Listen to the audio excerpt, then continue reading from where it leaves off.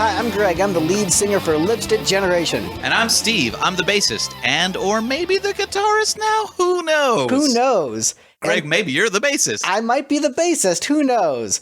And today on the Lifted panel, we are celebrating St. Patrick's Day with a Thin Lizzy episode because we are basic as fuck on this show. Yeah, and because, at this point it's tradition. This is what, like the third Thin Lizzy episode for St. Patrick's Day? Yeah, and we've done I think we've done a couple others not on St. Patrick's Day because I sincerely love the band and they bring me a lot of joy in my life. And hey, speaking of people who love the band and whose, music brings joy into their lives, we've got Chris Lahtrop from Pot of Thunder joining us on the show, another big Thin Lizzy fan. Welcome back, Chris. Happy to be on here. Favorite Thin Lizzy album of all time. So Did you say I Limp couldn't Bizkit? resist the invite. Did Limp Bizkit cover this album in its entirety? No, that's for the good of all humanity. They did not do that, thank God. Don't believe a word I say! Did I almost say Limp Bizkit? Is I think that what happened? you started saying Lizzy and then you caught yourself with an M sound. Yeah, maybe hopefully not a Freudian slip. But, Yeah. Hopefully not a prophecy. I mean, Come on, Bizkit, announce the re-recording the Lizzy discography on St. Patty's this year. I mean, look, it's St. Patrick's. The liquor is flowing throughout the panel. Even those of us who don't drink will be drunk by the end of this episode. Speaking of people experiencing the effects of alcohol, Mr. Victor Krause hung over for this episode like a true champ. Welcome to the show, Victor. Hey, thanks for doing this an hour later, even though I didn't know I was going to be getting that drunk last night. He's pre-gaming for our St. Patrick's episode over a month in advance. It is, in fact, the day of the big game, rather than St. Patrick's Day when we're recording this episode. But that's how committed he is to the art. I just wanted to be true. Yeah, and we aren't starting an hour late because, Steve was out of town and had to have time to listen to the album. No, that's certainly not why we're starting an hour late. It's because we were respecting Victor's commitment to the craft. Mm-hmm. So, and I appreciate that. I drove 13 hours yesterday from Florida, which was plenty of time to listen to this album on a repeat. But you were listening to the Silmarillion instead because you're a nerd. And a random, ebook called Junkyard Cats that Amazon was like, please don't cancel your Audible subscription. This is free. I canceled my Audible subscription regardless. So plowing right past that, that reference that none of us understood, we're going to go around This is a podcast, Greg. Everybody knows what Audible is. Well, no, right, but they don't know that particular book. I don't think it matters. It's just some random book. All right. But yeah, Audible, great service. This podcast brought to you by Audible. I wish. So we have integrity. We only advertise services that come to mind that we want to mention. So Ferraris. So typically we begin our episodes by going around the panel and talk about our history with the subject at hand, which in this case would be Thin Lizzy's Johnny the Fox album. I want to start with Chris, since this is his favorite Thin Lizzy album. I want to go in order of how much I suspect people love the album. So I will go after Chris, and then Steve, and then Victor, because Victor, this is his first Lizzy episode, so he's the anomaly. So I'm going to have him go last. But Chris, let's start with you. Tell us a little bit about your history with this album and why you love it so much. It's just kind of, you typically, when you discover the band, it's via the Jailbreak tunes, and then you might delve into that album as a whole, which is true of me. And then you start exploring other albums, and then so this one came on my radar, and just one that hooked me instantly. And pretty much the Fighting, Jailbreak, Johnny the Fox, and Bad Reputation are pretty much on essentially equal footing for me. They're all outstanding. Can't think of a track on any of them that I don't like, but this one stands out for me slightly above the others, and I'll get into why as we start analyzing the tracks.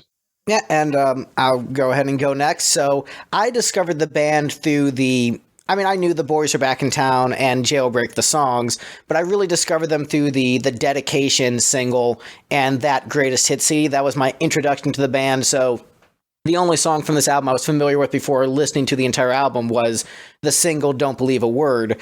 But this was actually the first full-length studio album I purchased by the band. My high school bassist and we would coordinate our music purchases together because it was the age of CDs and would rip each other's CDs because we were broke teenagers. So he bought Jailbreak and I bought Johnny the Fox. But I bought Johnny the Fox before he bought Jailbreak. So that was the first Lizzy album that we listened to together. And, you know, going through the entire catalog, this one I have some mixed feelings on, where I still love it and I think it's a masterpiece, but I probably rank it fourth from the bottom in the overall catalog of all Lizzy albums. I think it's definitely better than the first two, and I think it has a better ebb and flow than Nightlife. And it also, you know, the rankings change based upon my mood, but generally I rank this towards the bottom of the classic era. But the bottom of classic era, Thin Lizzy, is still one of the greatest albums of all time. So I'm a little bit conflicted on some of it, where I'm like, oh, I wish this was a little bit stronger. Where it's most Thin Lizzy like blows me away, and this is just really excellent, most of it. And there's only like 5 songs that are blowing me away, as opposed to every single song blowing me away. It's like 5 mind-blowing, amazing songs, and then the rest are like, yeah, this is still really good, but it's not blowing my mind as much.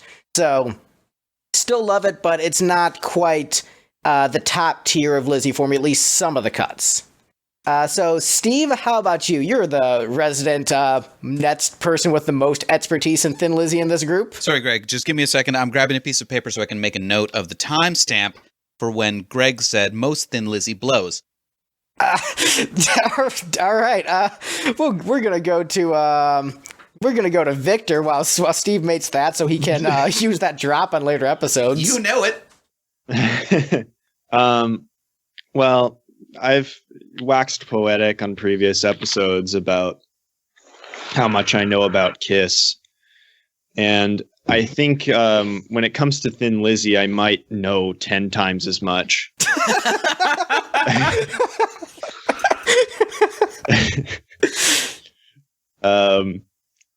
I will say, so this week, when Greg asked me to do the episode, I was thinking on Thin Lizzy, and I knew for sure that I knew 2 songs, and I had actually recently listened to the episode about Jailbreak, the Lipstick Panel episode about Jailbreak, and I was like, okay, so I for sure know Jailbreak and Boys Are Back in Town. And then Greg also had me listen to his episode of Decibel Geek that he was on talking about Thin Lizzy, and I only got about halfway through it. I was going to finish it last night, but somebody put a lot of rum in my glass and kept putting it there after it was gone.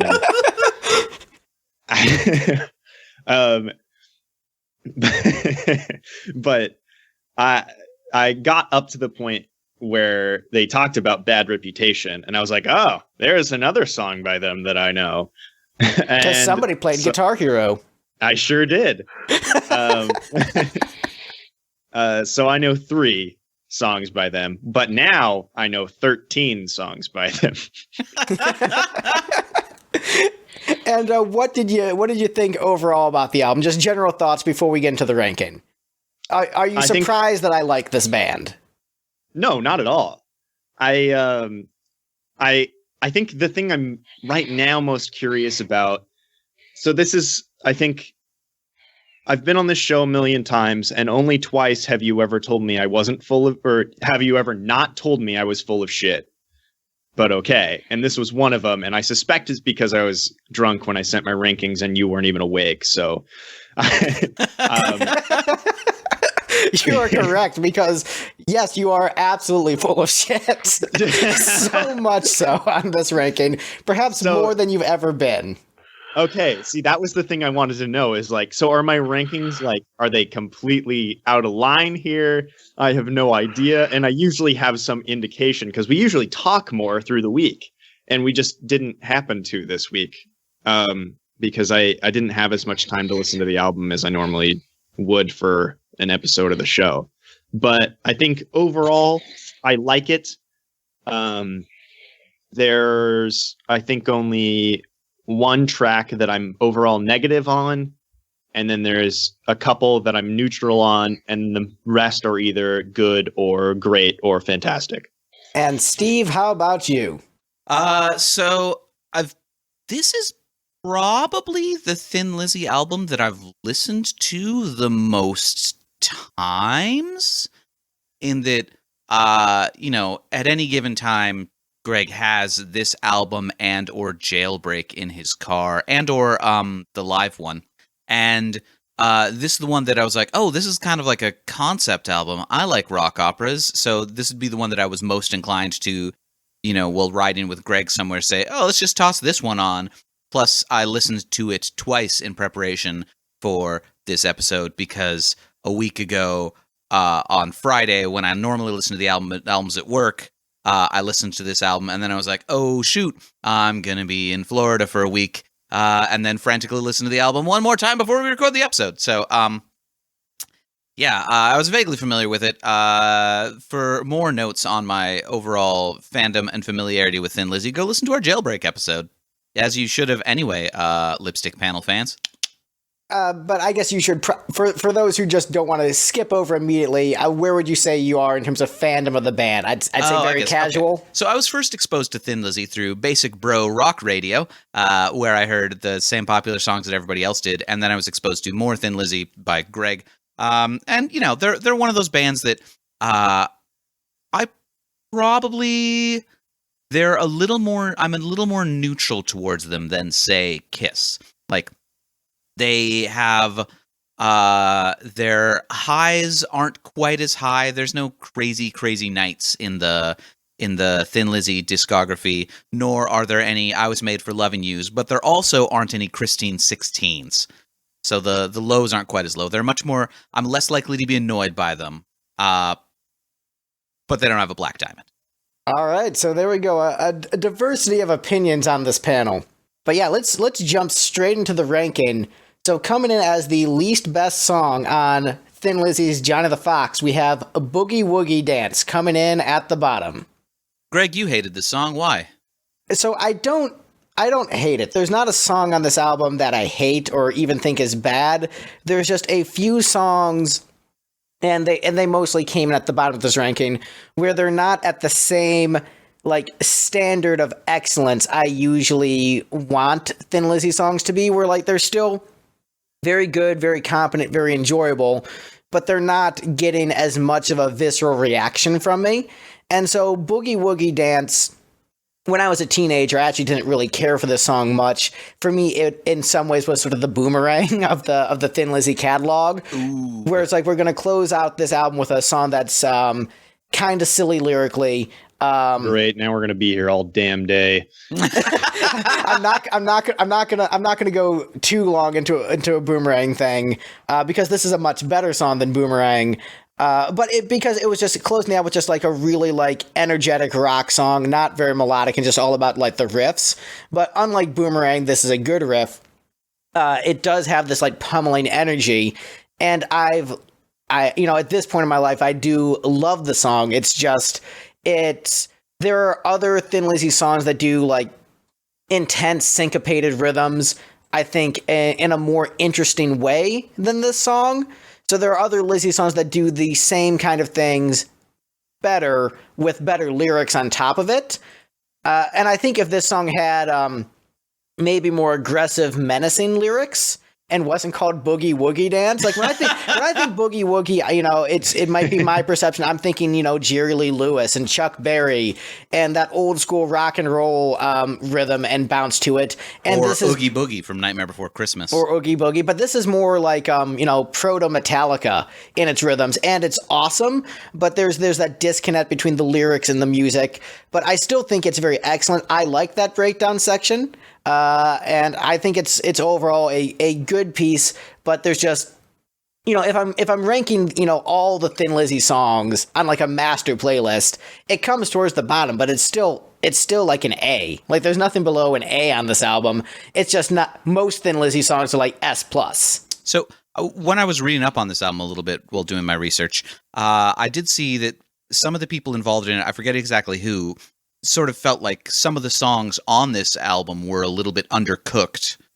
That just fill the knot slapping them out while sitting in the hospital recovering from hepatitis, and they probably needed some more revisions, I guess. So. I kind of there's a few songs where I think they transcend and are in that prime Thin Lizzy category, but then there's songs like this and the others that are at the bottom of the ranking that I feel are not quite there, unfortunately. So, but it's still very good. Could have had some more cook time. Yes, it could have had some more cook time, and there's so many great Phil Lynott demos of unreleased songs that I think are better than Boogie Woogie Dance.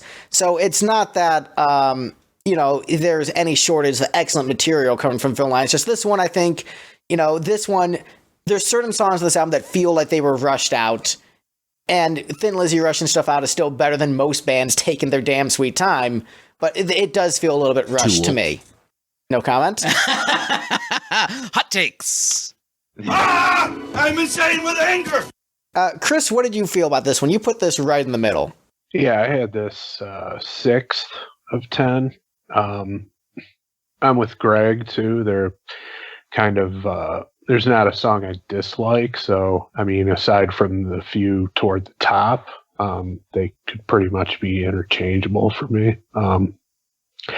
Thing I like about this song is just it's got that kind of menacing, decadent vibe to it. Like there's something, really either sinister or fun or a combination of the two going on within this song. And it kind of draws me in all the time. And then obviously that kind of tribal drumming by Downey throughout is really, something that jumps out at me is really good in this tune. It's the album closer. Maybe it was kind of tossed in as an afterthought, and I can understand why some people would think of it as filler, but I'm still a fan of it. Filler. For the stuff I mentioned earlier, there's just something about the lyrical content and the combination of the music that's like really kind of dirty and decadent, and that type of thing always tends to draw me in. Victor, you were not drawn in by this one. You ranked this second from the bottom. Yeah, it's kind of it feels like I like the riff. I even wrote in here before I realized that Thin Lizzy wrote the song Bad Reputation. I wrote reminds me of Bad Reputation. But I felt like the riffs don't really add up to a song. It's just like a bunch of stuff. And it's almost like another thing that I had a thought on just now while you guys were talking is like, it almost reminds me in terms of subject matter stacked against style. It reminds me a little bit of like proto Oingo Boingo. But not quite. I do have it in my notes. Danny Elfman did it better. Yeah, they would have called it the Spooky Wookie Dance. They would have. And I would have loved that song very much. I think Victor's lobbying for the nickname Interesting Take on this panel. Interesting takes. Definitely an interesting observation. And I'm actually, now that I'm pondering it, it's making sense to me. So nice job on that. Thank you. Yeah, Victor's brain works in mysterious and wonderful ways. Mysterious Ways. That's another Irish band wrote that song. I listened to them. You too. Yeah, I know. It was the band. So I used to have more the thought that Victor has, where it's like it was just a bunch of riffs that didn't add up to a complete song. But as I've gotten older, I've leaned more towards the Chris direction on it. Steve, where do you come in on Boogie Woogie Dance? I actually ranked it the highest of everybody here. I put it 4th from the top. He loves Oingo Boingo, though. Right. I love Oingo Boingo, mostly because I confuse them with Mr. Bungle.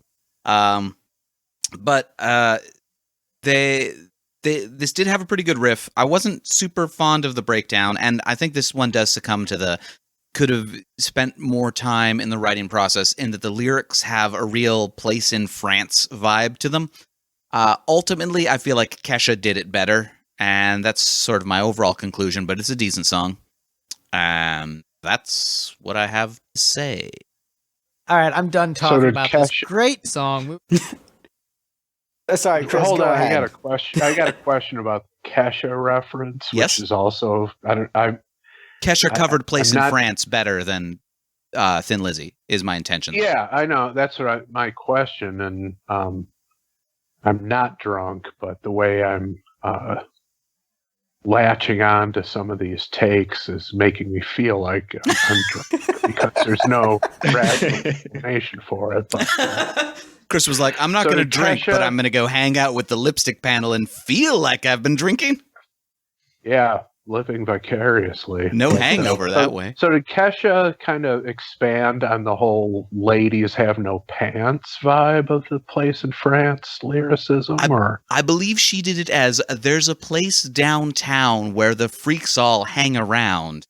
Literally, it was the Place in France melody. That is a thing that emerged within this millennium is people just sample Place in France in pop music sometimes. I did not know that. Yeah. Not sure I'm a fan of altering that lyric, but I don't think it matters what you do with it because it's a children's rhyme. You can't mess with the classics, man. I mean, Kesha's flying too close to the sun here. Right? You sometimes can. Like you can maybe pull off throwing in a little bit of Ring Around the Rosie into like a metal song about death and disease. Yeah, that hasn't been done. I mean, it's definitely been done, but sometimes it can be pulled off. But like, just throwing like vulgar schoolyard rhymes into pop music is just like, what are you even doing? Yeah, what if people took vulgar schoolyard rhymes and then made them very wholesome? Right. I just feel like there needs to be more songs which include milk, lemonade, turn around and fudge is made as a lyric. I forgot about that one. That's a good one. I never emotionally matured past 13, so I remember it all. I remember everything. Man, this brings back a lot of memories. Keep them to yourself, Pops. The whole point of having France as the locale, though, is so you can follow it with the line, the ladies wear no pants. So I've usually heard it as where the naked ladies dance. I mean, that's even better. Sorry for the high. And the men don't care because they have no underwear. All right, so I think There's a hole in the wall. All right, so I think we've beaten this joke into the ground. Take that joke. So next up on the list is we have the height of Victor's bullshit opinions on this episode. The number one song on Victor's list is next up in the ranking. Oh my god. What? So Sweet Marie is next on the list. Victor? Wow. I mean, Victor, you were drunk. Not every I listened to this album like 5 times. And you were drunk every time? That's dedication to the bit. Yeah, and one of those times was at work, so... Don't you work at a liquor store? I do. That's why you were drunk. Yeah. Yeah, so Sweet Marie, second from the bottom on our list, but number one on Victor's. Number one in Victor's heart. I know that it doesn't use very many chords, so that's something that's appealing to Victor. And also, there is not any Joey hitting the drums on this track, so that's also appealing to Victor. Yeah. 2 chords and no drums. I'm in. So, Victor, why don't you tell us why you love this track, other than 2 chords and no drums? So there's the 2 chords, but those chords, they're thick, they're juicy. And the melody that Phil is singing over it, I think, is like, it's not just like him singing a couple of notes over some nice chords. He's singing a very pleasing melody on its own, and then pairing it with those chords is just chef's kiss. I think I probably wrote 3 or 4 times in my notes here. It also, the guitar solo on this, there's a lot of very impressive guitar solos on this album. And this is the only one that's not like absolutely trying to rip your face off with shredding. This one is really, it's so much more interested in kind of the flow and the rhythm of the song itself and playing with the harmonic structure. And it's so beautiful and great. And you guys don't understand Thin Lizzy like I do. I feel like saying Thin Lizzy is trying to rip my face off with shredding in their solos is like the spiciest mayonnaise of takes. I mean, like, so spicy, you might have even put some black pepper into the mayonnaise rather than just salt and lemon. Yeah, but this one isn't. You're like, they didn't put the pepper in, just the right amount of salt and lemon. Yeah, chef's kiss. Yeah, but then they did it over them chords. Mama like, and I'm mama apparently. Well, this is like the fruit at the bottom yogurt of takes. Really, really edgy. This is the classy yogurt where they don't mention probiotics in the commercial, even if Jamie Lee Curtis is there. But there's still fruit at the bottom. But actually, I really appreciate that analysis, Victor. I think that was actually quite beautiful. This was a song that, a high school Greg was not as into, but I've learned to appreciate over the years as I've just started listening to more weird East Indian influenced music. So the sitar stuff isn't striking me as weird as it did when I was younger. The melody makes more sense to me. Why are you whining about sitar? The Beatles are your favorite band. Right, and some of those songs it took me a while to get into in comparison. But I think this track, it's weird for me where it crept up in my rankings a little bit, where this used to be, maybe the last place song on the album for me, but it ended up, with my current mood, ranking fourth from the bottom. So it's a great song. I do like the melody. I like the change of pace. And this is kind of a thing that Thin Lizzy never really did again. So it really stands out in their catalog. And a lot of these songs on this album, they did once on this album and then never really revisited that style. So in that way, it's very cool. It's unique. And, I rank it lower in terms of their overall catalog of ballads because I think there's just so many songs that just have stronger emotional pulls. There's so many better ballads on this album. I would say yes, there are better ballads on this album. But I enjoy it quite a bit. But I can understand why I wasn't into it when I was younger, but I do like it a lot now. Chris, you put this last place. What are your thoughts on Sweet Marie? Yeah, apologies to Victor because so far I'm actually liking him for, again, some inexplicable reason. But again, I put this last because something had to go last. But I mean, I like the song. It's well done. It's for a ballad. I consider it to be one of their best. And I agree that the guitar solo is very nicely executed. It would definitely be a Gorham solo, whereas Robbo tends to be a lot more aggressive and in your face. Gorham brings that laid back SoCal vibe to the band, and this would be one of his better efforts. There's nothing I don't like about it. It's just something that had to be last on my list. I tend to like all the other songs better, and then I'll just close with opining that Victor's observation of the chords being thick and juicy. Perhaps Marie was also thick and juicy. Oh. Tasty. Steve, you love thick and juicy women. How do you feel about Sweet Marie? I'm gonna edit that part. Damn, that's the first time I've done that to you. Yeah. You're gonna edit it out and not use it as a drop?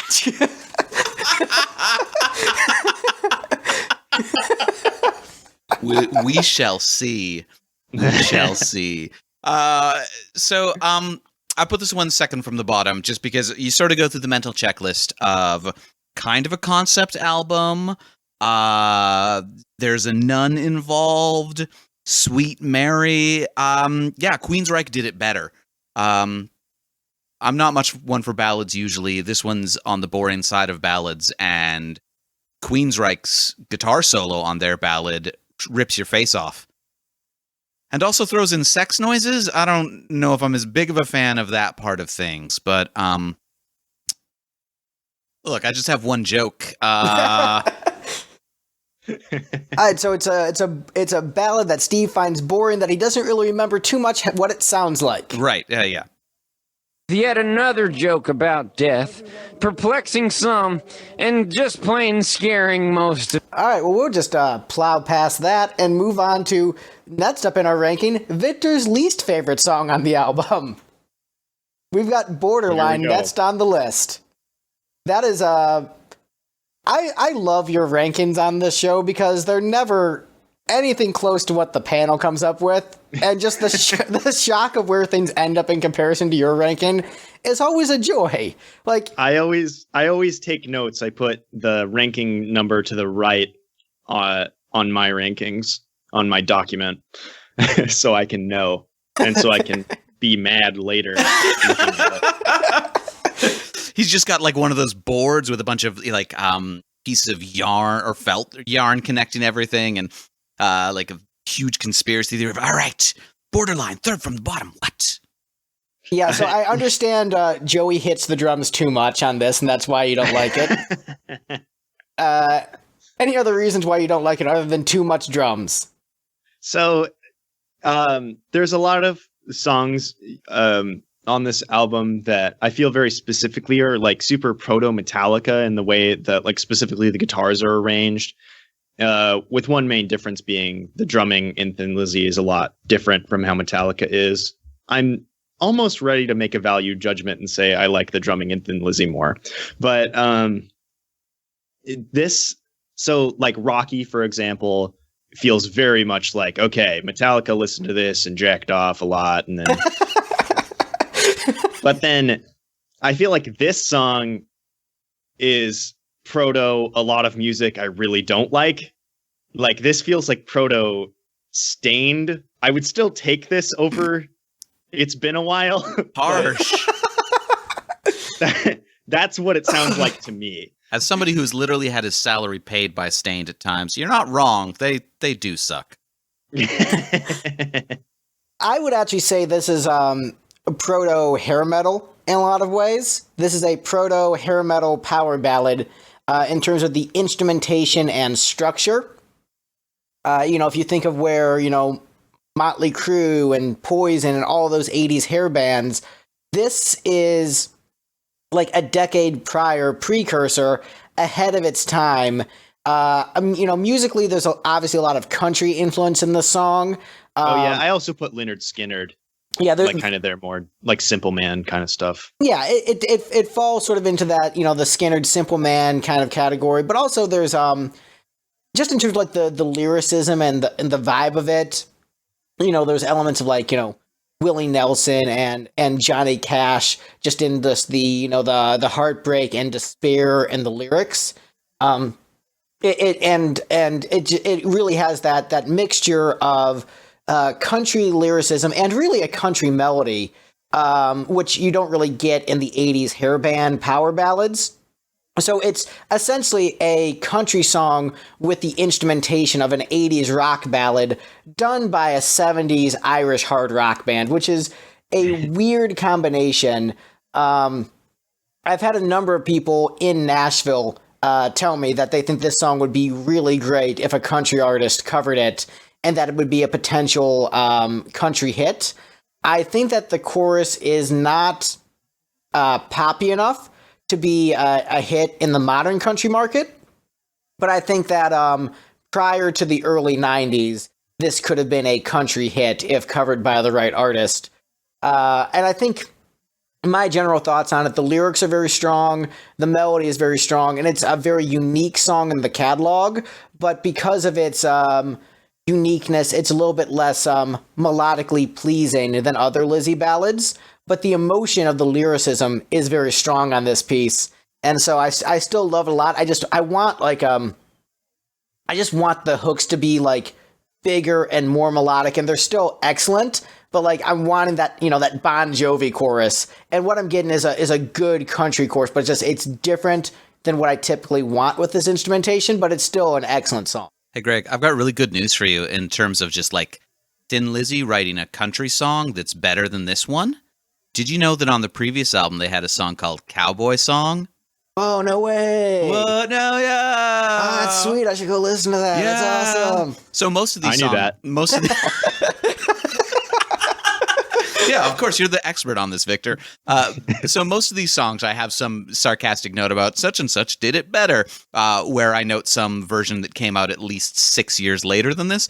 This is the only one where I'm like, no, but Thin Lizzy did this one better previously. Oh, interesting. Yeah. I think you're right, Greg. I think a country variation on this would be also very good. Perhaps I would like it a lot more.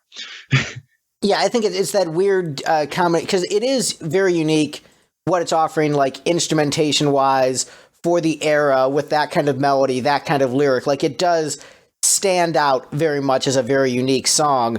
Now, Chris, you ranked this really high. You gave this 8 points out of a possible 10. So this has to be a little bit of a shocker to be this low on the ranking.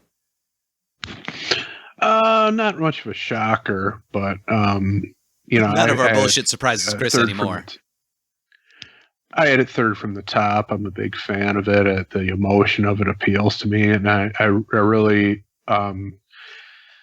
love how you guys have talked about the country element. I mean, from the first time I heard it back in the 80s, it instantly registered to me that like you were saying, that if Garth Brooks did a cover of this, it would have been a hit. And I always kind of wanted that to happen, because that would have meant that the Phil Lynott estate and Philomena would have gotten a boatload of cash, which I hope they did for the Boys Are Back in Downtown placement, the Toys movie franchise. But, this would have been another one. And,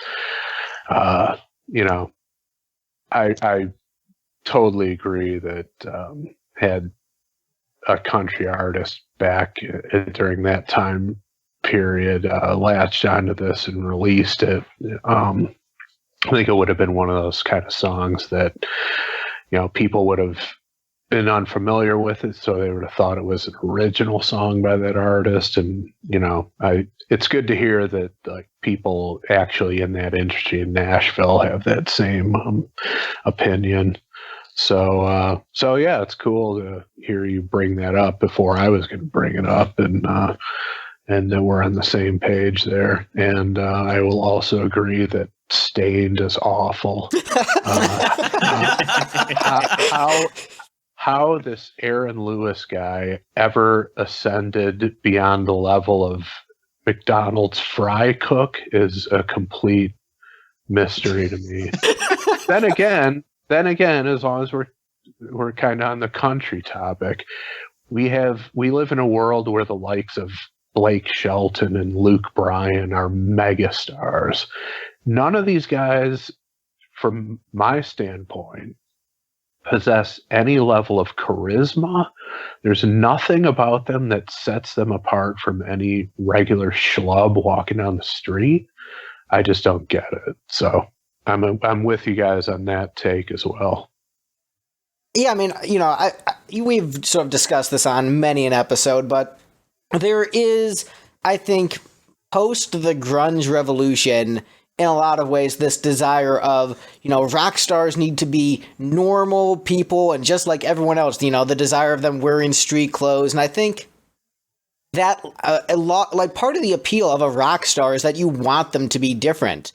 You don't want them to be your average Joe. You want to be able to connect with them in some way, but you want them to be unique and interesting, because otherwise, what's the point? And I feel like that applies with, a variety of the arts. Edgar Allan Poe is an interesting author, not because he's a standard normal guy. It's because he was like this weird, debauched, gothic, crazy fuck who was drunk all the time. Like, that's what makes these people interesting. You don't want them to be just average and normal, because you get kind of bland art. And with Thin Lizzy, these were a dynamic group of guys. Phil Lynott, one of the most original artists in hard rock. Brian Robertson, just a crazy motherfucker. Scott Gorham, just the epitome of cool and swagger. And then Brian Downey, just a really fascinating cat behind the drum kit. And so I think there is something lacking with rock stars having the mystique and cool. And it's harder in the internet age when you're trying to communicate with your fan base, and you want to come off as someone they can relate to. But I think there's a balance, and I think the balance has been tipped too far on the scales of just yeah, check me out in my flip flops on stage. No, fuck you. Wear something cool if you're going to be on stage. So it turns out that perhaps a big part of why Blake Shelton works is that he's entirely a manufactured thing. Dude doesn't even co-write his own songs. He appears on Garth Brooks and Gwen Stefani singles, doesn't write his own music. So, yeah, it's easy to take a generic-looking dude who can passably play an acoustic guitar and passably sing and put somebody else's words and music in front of him and a competent backing band and make that a successful thing. Who's that other guy you mentioned? Luke Bryan. Oh, yeah, Luke Bryan. I mean, it's just, I get not having any talent and being a manufactured artist. Brian also appears to not co-write his own songs. Not even co-write. But I also get having a ton of charisma and personal magnetism. And have you been on FarmersOnly.com lately? And having that element and becoming a megastar. But if you lack both like these guys do, how does it happen? I just don't get it. So he's got all his let's teeth. Get off of this. It's starting to raise my blood pressure, and at my age, that's not a good thing. Yeah, and Chris is drinking over there. He gets to be a sad drunk, and so we don't want to be talking about these sad country songs and have him get even more drunk out of his upsetness over the state of the music industry.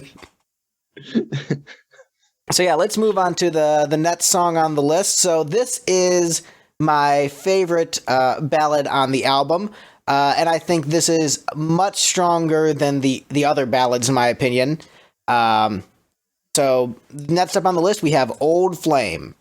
This one is a more traditional Thin Lizzy ballad in terms of the melody, arrangement, and composition. And so maybe that's part of the reason why I like it more, is that it's this feels more like Lizzy. This is my comfort food. But lyrically, it's a really strong song that resonates with me hard, because I feel like anyone who has been in a relationship where there was a lot of potential for the future and then things didn't work out, you will always have a part of your soul that pines for that past lover.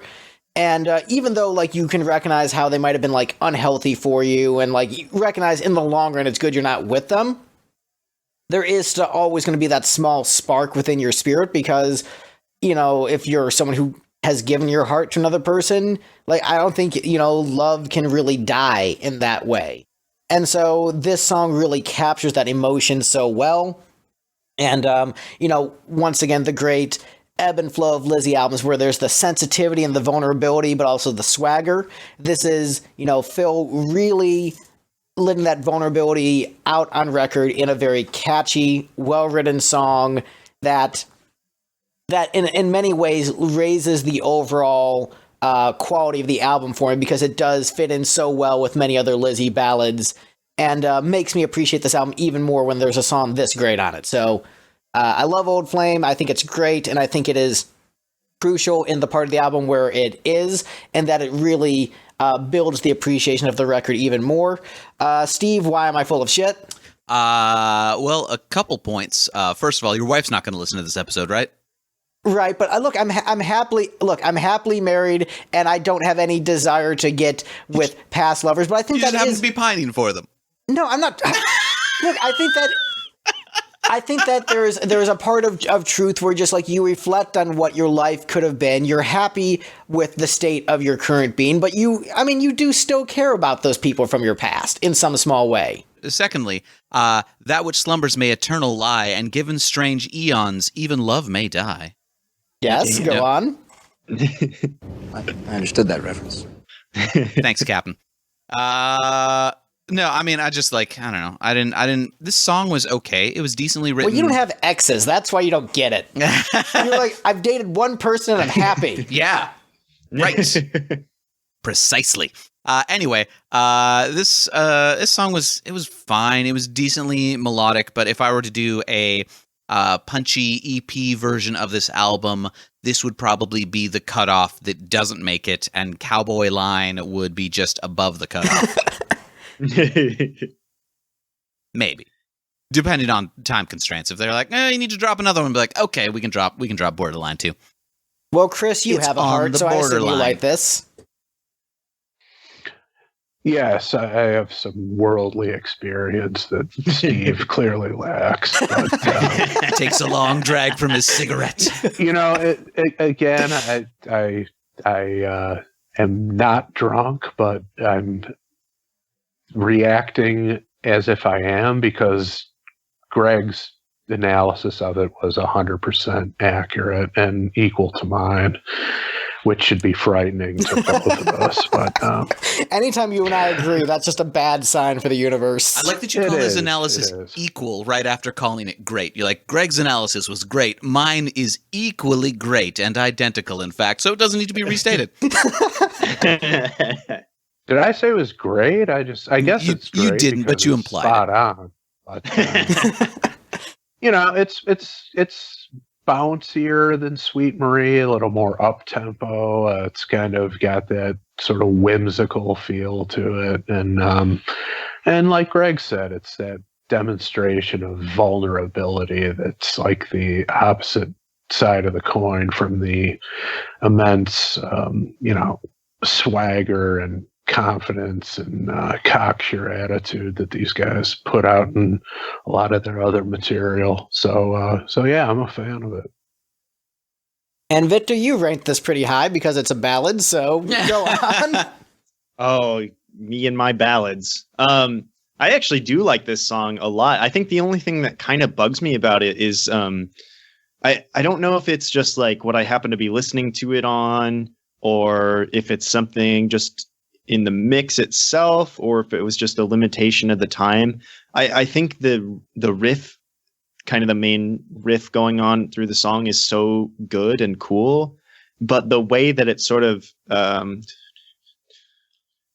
think it lands on the third beat of the measure, where they all kind of, like, both guitars and the bass kind of hit a note together. It sounds super muddy most of the time. I think towards the end, there's a few that sound really good, but it's just something in there that doesn't sound right to my ear. And I don't know if it's because they're making a weird complex chord with like multiple instruments and it just doesn't quite gel, or if it's just mixing thing, or if my ears suck ass. I don't know. But I think other than that, this song is really fantastic. And, it also has a very nice reactive guitar solo that's reactive to what's going on rather than just a wah pedal. I actually will agree with you that I think of the classic era Lizzy album, so with the classic lineup of Gorham and Robertson, I think this is probably the muddiest out of all those albums, where, I think all the other albums just have more clarity in the production. And there are certain tracks on this album that I think the production is like noticeably clearer. So that is something that I've noticed, and I'm glad you brought that up. And that might be one of the reasons why maybe some of the material doesn't grab me as much as some of the other albums. But I agree the song is excellent. So you're correct, Victor. Thank you. Man, we're fourth from the bottom, and we were all just like, this song is great, except for Steve, because he's just like, I haven't had a heartbreak. Yeah. Nerd. You know it. Speaking of things that Steve is completely wrong about, next up on the list, we have Johnny the Fox meets Jimmy the Weed. Yeah. Yeah. What? Aw. Yeah, I ranked this one at the bottom. Mostly just because I really like story songs. At the bottom? Yep, the bottom. This is the absolute bottom for you? Yep. Because I like story songs. And if you're going to do like multiple songs telling the same story on a single album, like, tell a real story. This one just doesn't go anywhere. This song isn't catchy enough to justify how underdeveloped the storyline is. Also, Defeater did it better. Okay, so, excuse me, Mr. White Mayonnaise from Wisconsin, who doesn't like any funk or R&B and soul music. Mm-hmm. For those of us who actually have a little bit of rhythm in our asses, are you really gonna be like, oh, this song is funkier than the rest? This song is barely funky, Greg. Don't play the Steve doesn't have any funk in his soul card on this song of all songs. I will play it on this song, sir. And look, it's very easy to play that card. It just comes up a lot of the show. You can play that card legitimately a lot of the time on me. This song is about driving. This song is about Phil Lynott driving to the hood because he's a black guy and won't get shot. Because if a white person goes to the hood, they'll get shot. I mean, I get that that's what the song's about, but he didn't actually include any funk in the song. No, I think the song is very funky. I mean, that drum line, that drum intro is just a classic funk, Parliament-esque intro. You would know if you listen to Parliament, which I know you don't. So that's one thing. But for me, this is prime Lizzy. Like, this is one of the, like, S+ ranked songs where this is just in the stratosphere of blowing my mind. In terms of the concept of the story, it's a very loose half-concept album. But the idea that I've heard in interviews and discussions is that the idea that Johnny, the protagonist of this album, dies in the first song on the album and then is reincarnated in different eras and different lifetimes and experiencing this, spiritual journey of finding peace and, becoming this fox spirit. And so this is one of his reincarnations in a different time, dealing with the shady character of Jimmy the Weed, the shady, drug deals and all that stuff. But it's a phenomenal solo on this track. Excellent riffing. It's really, I think, maybe the best funky Thin Lizzy track. And I think it's incredibly catchy, great hooks, just cool lyrics, swagger, this is awesome. And also, shout out to my buddies in the Gene Simmons band, Phil Schaus and Jeremy Asbrock, because they were in a Thin Lizzy tribute band called Jimmy the Weed, and that's how I met those guys. That I saw a Thin Lizzy band, cover band called Jimmy the Weed was playing a show. Went to the show, they were awesome, and then just walked backstage after the show and became friends with those guys, and, Phil ended up appearing on the album, and so they picked a cool song to take their namesake from. This is awesome, you're full of shit, fuck you, I love you, buddy.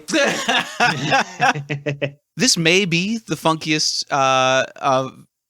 Thin Lizzy song. It might not be the funkiest, but I'm saying this is the best funky Thin Lizzy song. Yeah, is my opinion. Still, this is, I don't know. Phil Collins probably played the drums on this one. Actually, I don't think he did. He did additional fills on Johnny, I believe. Greg. Nobody knows what songs Phil Collins played on. It could very well have been this one. It's a mystery. Because he's got that invisible touch. Hey! All right. Well, for those of us that have some funk in our souls, my favorite funk is the stuff that doesn't have any syncopation to it. Like lots of straight ahead, eighth note, twin lead guitar kind of stuff. My favorite funk band is Arch Enemy. Sorry, my balls are shriveling up right now. Chris, please help us with this. Oh, are your balls shriveling up because I like female musicians, Greg? No, because I think women can rock just as hard as men. No, because you're citing Arch Enemy as a funk band. It's just hurting my soul on so many levels where I need to drink. I mean, we got whiskey in the jar. I could put it in a jar. I don't know. All right, Chris, go ahead.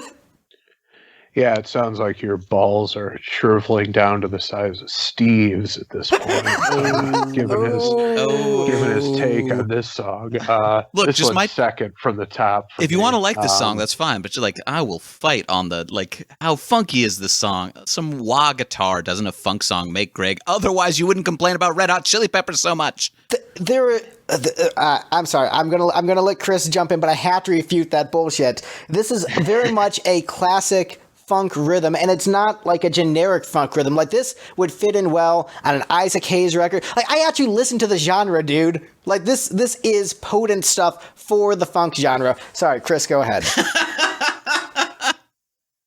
I'm actually going to side with Steve slightly on this point, in that, and I'll equate it with the whole concept of the album is like the concept and funk in terms of relating to the song. I just completely dismiss both just because it doesn't, I don't know. It's just, it doesn't really, it's not inherent in it to me. I just take it as it is. And, the drumming is brilliant. I would probably shed a tear if I found out it was actually Phil Collins. Collins is a good drummer. I'd like to believe that Brian Downey is the funkiest drummer ever to emerge from Ireland, and this would be his calling card on that.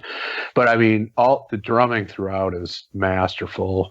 All the fills, the snare work he does leading into each quote unquote chorus. I don't even know if there is a chorus in the song, but it's just incredible. Guitar playing is great. One of Brian Robertson's best efforts. He is my all-time favorite rock guitarist, so I'm a fanboy for sure.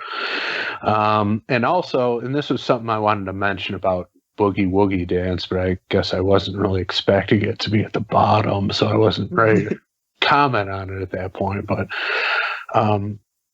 it's got that dirty, sort of decadent vibe to it, and in that way, I kind of equate it to a lot of the deep cuts from the early ZZ Top catalog, specifically Precious and Grace, if you've ever heard that song. It's just got this dirty, decadent vibe to it that I like. And like I said, second from the top for me. Big fan of this one.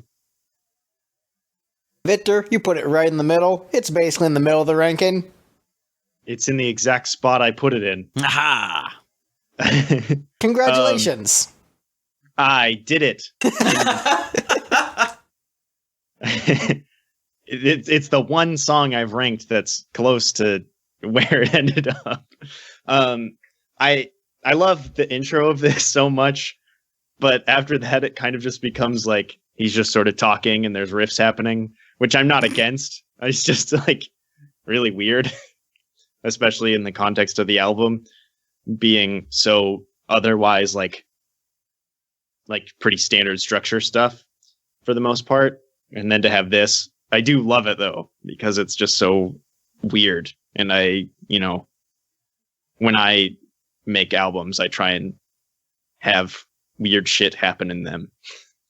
And this fills that quota. I do like it. I like it a lot.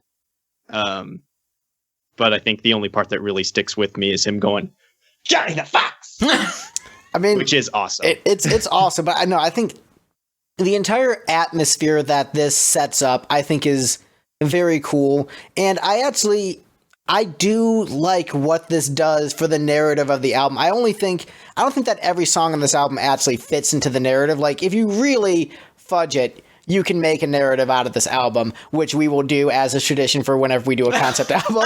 So we'll do our figuring out the story based upon our ranking. But like, for me, this is prime Lizzy. This is one of the standout cuts in the catalog. Period. Like, yeah, this is S plus plus. Like, this is a masterpiece.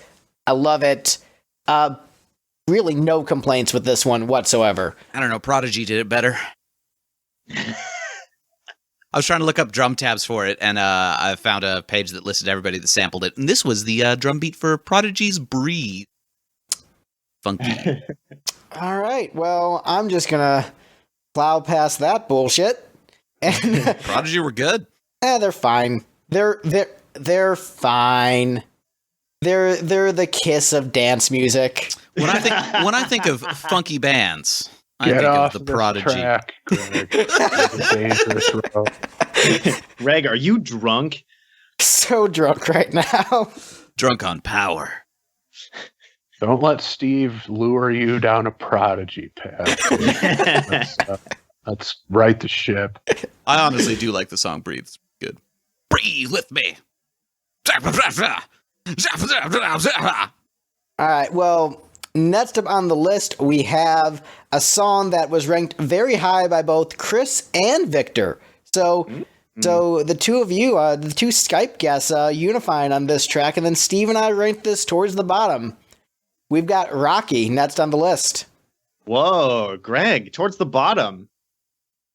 Now, I know what you're thinking. Greg, you love the Rocky movies, and Thin Lizzy wrote a song called Rocky. Therefore, you should love exactly this. What I mean, that does sound very on brand. I'm a little surprised it didn't turn out this way. The song is not about Rocky Balboa, but instead about a rocker named Rocky, who is unfortunately a less interesting character than Rocky Balboa. And melodically, it is not as strong as some of the other pieces on the album. I do like that it's introducing another character to the story, but ultimately I don't think Rocky comes back into the story in any way. And so I'm disappointed that it's not about Rocky Balboa. I'm disappointed the character doesn't come back, and I'm disappointed the melody isn't better. But it's still great riffs, great gritty vocal delivery, phenomenal solo section. Just really great. Like the different sections of the solo are just excellent. But I think this song sort of encompasses some of the problems I have with Johnny the Fox as a whole, in that I love Johnny the Fox, but I don't love it as a follow-up to Jailbreak, because I think what Lizzy really needed to do was to have like a couple really strong pop singles to keep the momentum from The Boys Are Back in Town and to really achieve that next level of success in the United States. And when you compare this to Jailbreak as an album, it's just, Angel from the Coast is a much stronger track too. And like, I want it to be like, catchier and more poppy. And instead they're going the route of being more rocking and aggressive and experimental. And I don't begrudge that, and I respect it, but I think it's not what I wanted from the follow-up to Jailbreak in terms of wanting to take the band to the next level. And because the song isn't as hooky, it's I think its placement in the album hurts it a little bit for me, but I still think it's a strong song. I still like it quite a bit, but it does give me, I do have some mixed feelings on it in terms of like its overall placement in the Thin Lizzy catalog, but like it's still like an A. So, like, even a song that I have mixed feelings on in this catalog is still an A. It's just, it's not an S. And, Steve, you just think it sucks? Rocky.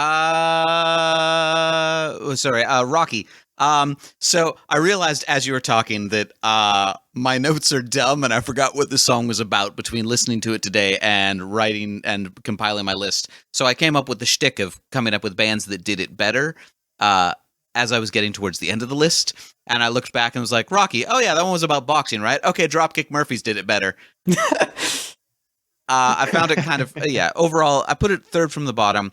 It's kind of a forgettable song in that, like, it started playing and I was like, I don't remember this song at all. Yeah, so, yeah.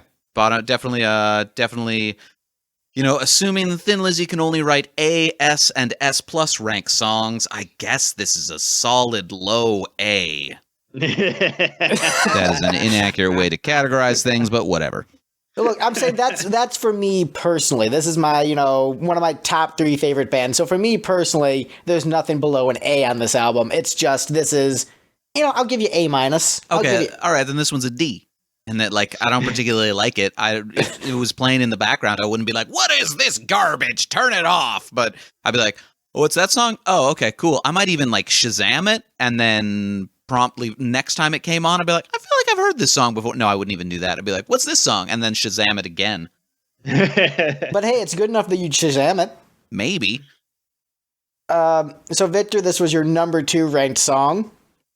I think this is one that I will agree it's not super catchy, and I almost wish they were doing sort of I'm gonna go here, something that REM does a lot in the first couple. There we go. Only play 2 chords, not play drums. No. Mumble? In their first couple of albums, not their 12th album. Where they'll do a verse and then a pre-chorus, and then instead of going to the chorus, they go back and do another verse and a pre-chorus. So then when you get to the chorus, you're like, oh God, yes. And I was kind of hoping that the song was going to do that, but it turns out that the chorus is just not that much of an evolution from the verse. But then you get to that instrumental break, and that fucking bow, that thing comes in and just like kicks you in the dick. And you're like, oh man, I love being kicked in the dick, apparently. And just that riff is so goddamn good. I believe that's on Black Rose is what you're thinking about there, Victor. Oh, sorry. I understood that reference. I mean, yes, Thin Lizzy dicking around on a major scale. That's on all the albums, Steve. No, I was referencing the song S&M, Greg. Oh, Victor likes being kicked in the dick. That was a good reference. It was a deep cut. That was man. That's my favorite Thin Lizzy album. I just wasn't on the ball with that. You weren't. Whoa. But I think that I think you encompass what you said there is the way I feel about a lot of these songs. Is that a lot of the choruses feel like a great pre-chorus, and I want to get to that awesome chorus, and maybe that's what's lacking on this album for me. And I know that not every song needs to be a pop single. I get that, but I think just, where Thin Lizzy ended up in the overall rock pantheon, I really wanted that momentum to keep going, and I think it doesn't keep up with this track in particular from where they left off. But Chris, this is your favorite track from the album, so obviously you love this song. Yeah, I have it number one mainly because it's my favorite guitar solo of all time. Just the composition, the build, the swagger of it, the whole thing is perfection. And, I'm with Victor that when you combine that solo with that riff underneath it, it's just, doesn't get much better than that for me. But I agree with you, Greg, that this is probably the type of album that after Jailbreak, they turn this into the record company and they're like, what is this? I'm frankly surprised they released it without being kicked back to them and say, where's the hit? Where's the next Boys Are Back in Town? I mean, I don't know what went into that decision-making process, but you're totally right. They, in a variety of ways, just completely short-circuited their momentum from what is still a staple of classic rock radio. So, it's just one of those things that, I don't know, they just kind of did themselves in. Destiny wasn't on their side, go down the list of things, but there were several ways that they kind of short-circuited themselves. I mean, the boys got to leave town before they can come back. Damn it, Steve. But no. Yeah, I mean, I don't know what to say other than that they just didn't follow up with another hit album, and that was it for them. And I think it's very unfortunate. I think if you look at like Bad Reputation, for example, I think Dancing in the Moonlight would have been a good follow-up to Boys Are Back in Town because it is so catchy. Black Rose has Waiting for an Alibi, which I think would have been a good follow-up. And so it's just like, it's so frustrating to know, like, you can sense like the closeness of it. And, thankfully they, were able to, Black Rose went to number 2 on the UK charts, and they were able to build that overseas following. But it's just, it's very, like, tragic as an American fan. We're like, oh, you guys were so close. And I understand, like, Phil being like, I'm sick. I wrote these songs in, like, a week. Here you go. Oh, I didn't write a single. That's because I was sick and I had, like, a week to do it. And so it's a bummer in a lot of ways. But, taking that aspect out of it and just looking at the finished product, it's still a great album, and I still love this album, and I love this song. Any other comments on Rocky before we move on? Other than 4 is the best one. Correct, yes. One thing we can agree on this entire episode, Greg, Rocky 4, best Rocky. I would rank this song above Rocky 3. which has Eye of the Tiger in it, and Mr. T and Hulk Hogan. I think... but Rocky IV has Eye of the Tiger in it too, so... But here's the thing about... real quick about Rocky III. Really? All right. It's not the best in terms of the meta-narrative of the Rocky story, but as just a fun movie to watch, it's a fun time. So in terms of like the meta-narrative, yeah, it's probably like the least important part. But, dude, it has, like, bros, like, hanging out on the beach, hugging each other. That's just our life, dude. I mean, Top Gun did it better. But where do you think Top Gun got the idea? Playing with the boys. Speaking of other bands doing it better in the future and taking inspiration from things from the late 70s, early 80s, by the way, I disagree with that statement in regards to both Top Gun and this song. But next up on the list, I ranked this number 2 on the album. But it's in the number 4 in our ranking. We've got Massacre next on the list. Once again, prime Thin Lizzy. Like, this is Thin Lizzy doing what Thin Lizzy does at, like, maximum operating capacity. The syncopation in the song is just insane. So excellent. Phil Lynott is typically... Like, if I'm being completely honest, he's not the best bassist. He is okay. He is mainly a singer-songwriter who happens to play bass front in his band. But his bass playing on this track is phenomenal. Great guitar playing, like Lizzy working as a unit. The drumming by Brian Downey is just... it's funky, it's metal, it's a little bit Celtic, it's all those things at once, and just something that is really, like, only Lizzy could have done this. And like, or maybe Genesis. What? Brian Downey and or Phil Collins. Or Phil Collins. But like, I mean, look, he plays it live, and I've watched the live videos, and he nails Phil Collins drum parts. If this was Phil Collins, so he nails it live at least. But this is the blending of those different influences of the funk, of the Celtic thing, and the hard rock thing all together creates this very unique sound that ended up influencing, a whole bunch of other bands. Iron Maiden covered the song, and obviously this influenced, the big four of thrash with this sound. But it's a phenomenal vocal performance, interesting lyrics, and this is for me like the epitome of the Thin Lizzy battle songs done right. Perhaps the best Thin Lizzy battle song. Just like everything about it is perfect. I have nothing to say bad about this song at all. Like, everything that happens in it is perfectly done. Like, yeah, this is perfection. Who doesn't like perfection? So my snarky comment with this song as I was sending Greg my notes was, well, this just sounds like Run to the Hills. Iron Maiden did it better. And then Greg was like, yeah, I feel like I could see the point that Iron Maiden did this song better. And then pointed out to me that Iron Maiden had, in fact, covered it. And was like, well, boy, don't I look like an asshole.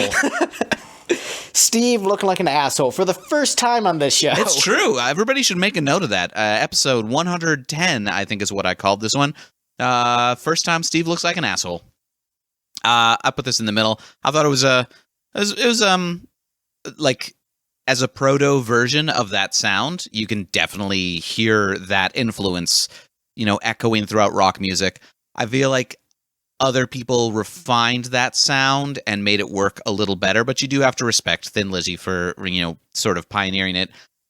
I was trying to figure out, like, what he was going for with all of the vocal delay, if that was meant to make it sound like this is kind of like Cowboys in Space sort of thing, or what? Well, what I took it as is because if you listen to the lyrics, it's about like being in like a snowy mountain. So it's like the echo of the mountains is how I took it, which I think is very cool. And what I'll say is I think other bands, there's a critique about hair metal bands is that they took the wrong lessons from Van Halen and they lost the rhythm and swagger and like became a little bit too robotic and lost the feel and like the swing that made Van Halen distinct.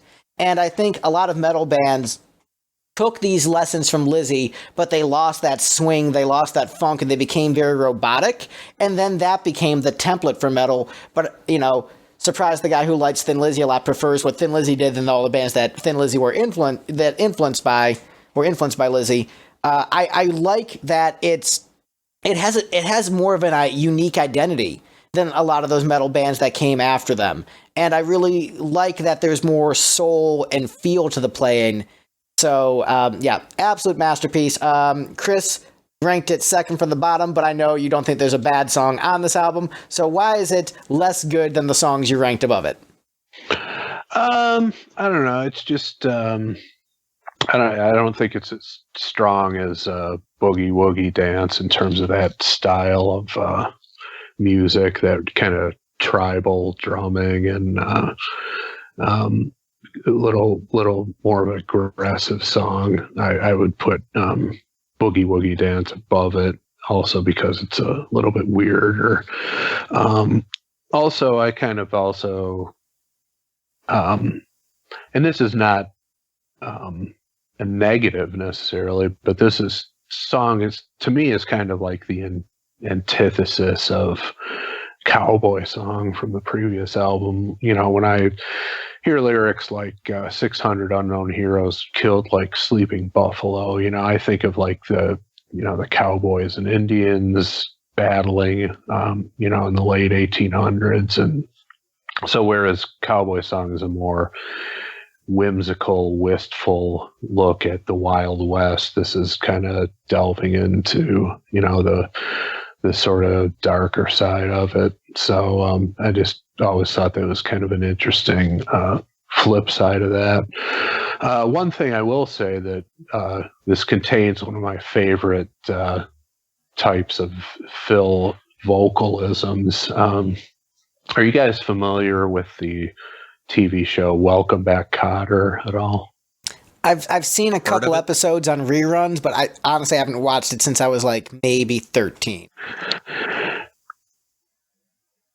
Well, something he does occasionally on vocals, I'm sure obviously unintentionally, but it comes out organically, is occasionally he'll lapse into a Vinnie Barbarino mode with his vocals. And this one contains probably my favorite example of that, the way he goes, how could this happen here? You know, he like becomes this New York sort of, you know, street urchin talking. Just his vocal inflection on that, it just kind of amuses me when he goes into that line. But no, it's good. It's just I like all the other songs that are above it better on this album. I do like when Phil goes into that kind of vocal inflection. He does that on a bunch of songs throughout the catalog. Because I don't know Welcome Back, Kotter as much, I just am sucked in by the emotional power of it. But I do like that you have that different perspective and can get a little bit of a chuckle from it. Victor, what are your thoughts on Massacre? This song in particular. This one on Massacres generally. Just on the song. I mean, Massacres, I assume you're really into them. Pro Massacres. So this is another one that's like, this opening is so Metallica, it's ridiculous. Except the main difference being like the notes that are being hit, Lars would mimic those exactly, whereas Robert Downey Sr. is just kind of he's just playing a beat under it, and I think that works maybe better. It's not like Metallica's arrangements are usually so theatrical, and this is more like this just kind of rocks. And then when it goes into that main riff, just it's so fucking cool. You guys were speculating on the reason for the delay effect on his vocal during the verses. Yes. As the expert, do you know? Yeah, it's because it fucking sounds awesome. That's why. It kind of reminds me, especially not necessarily what's actually happening, but like more in terms of the it's sort of this stage setting of the lyrics, and the delivery in the verses reminds me a lot of U2. Like certainly probably before they got real big, but kind of in their earlier post-punk days. So I was very into that as well. And I love the drums in this song. Yep. So all around, I mean, this is a classic of the Lizzy live set, like a staple. I'm surprised that it ended up ranking 4th, but look, I'm not rigging the votes. Next up on the list is the opening track on the album, one of my all-time favorite drum songs. We've got Johnny next on the list. The best of the 2 songs that start with the word Johnny in the title. I mean, yes, I agree with that. I like to say things that Greg agrees with, but they kind of make him mad. Because there's text. But yeah, this is also the second of 3 songs in a row that are tied. Yes, they're tied, but with our tiebreaker rules, this is where this one ends up. This is a great opener to the album. When you have album openers, they don't typically need to be as catchy. But you can just, as long as it's energetic and rocks hard, it doesn't. You don't need to open with the pop single. But this is such a great opener for. If this was a full concept album, what a great opening. And that it builds the character of Johnny, and it's just one of the coolest opening lines for a song ever. And you do the en media res thing where it's like, how did he get to this position? How did he get to this? Yeah. But then it turns out it doesn't matter. But there's so much that happens within the song. You learn that Johnny, is desperate for drug money, robbed a store, gets gunned down by the cops.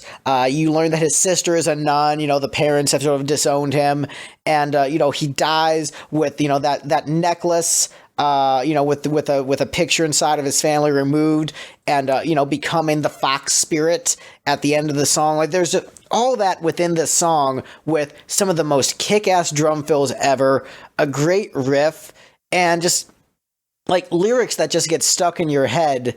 Like it's all right to lose your heart, but never lose your head. Like that was like one of my quotes on Facebook where I would like about yourself. I'm like, wow, just this quote. Like it's really, really cool. This is a masterpiece. For the flaws I have with the album following up Jailbreak, this is a great opening track to this album and is a worthy successor and worthy follow-up to that album. And just, yeah, this is so good. One of my favorite Lizzy songs. Just all around excellent. I love this track. Steve, what were your thoughts on this one? I put this one towards the top as well. Let's see. Yeah, I put this one 3rd. It's I like the palm muted riffing thing. Like, I said that snarky thing about Arch Enemy earlier, but I feel like Arch Enemy has a lot of Thin Lizzy influence in their guitar work, and I love it. Like at their peak, Thin Lizzy sounds like proto Arch Enemy, and this song is a really good example of it. It is a great setup to a story that disappointingly never really comes to fruition. So it's the Last Jedi of Thin Lizzy songs. Right, exactly. I wish the story had been more satisfying than what this staged. This would be one of those things where, like, if you heard this on the radio and you like somebody who's telling you like, yeah, this is the opening song from the new Thin Lizzy album, it's a rock opera, I would have been like, sweet, that sounds super awesome, and then been disappointed in the rest of the album. So Chris, you don't care about rock operas, so this came in 3rd from the bottom for you. Yeah, again, I don't really, I just kind of tune out the whole storyline that's supposed to be weaving through this whole thing, and I mean, it's okay. Yeah, he's going ballistic back there. He's more on Steve's side, so it's like the narrative is the most important part.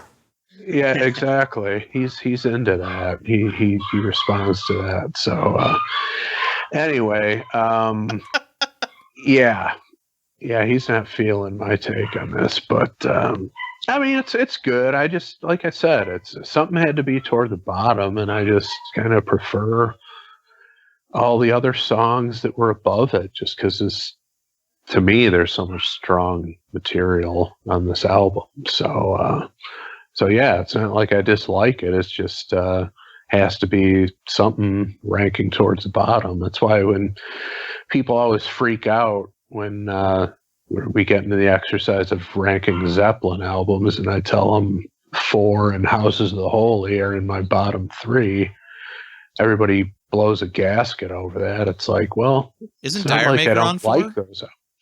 Yeah, it's on Houses of the Holy. Oh, it's on Houses of the Holy. So the best Zeppelin. Yeah, I mean, people freak out when I say that, and I'm like, it's not like I don't like them. It's just something has to rank at the bottom or toward the bottom when we're having these discussions. And for me, Johnny's in the bottom 3 here.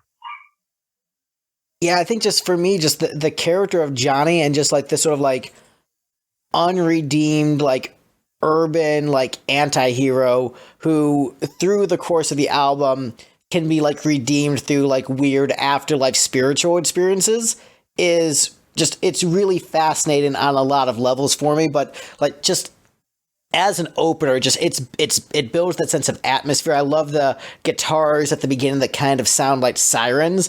Like it is so menacing and cool. Victor, you are normally notoriously lyric deaf. Did you notice the lyrics to this one? I noticed the part where they said, "Oh, Johnny." Came up a few times. And I kind of recall him robbing a place, but other than that, not really.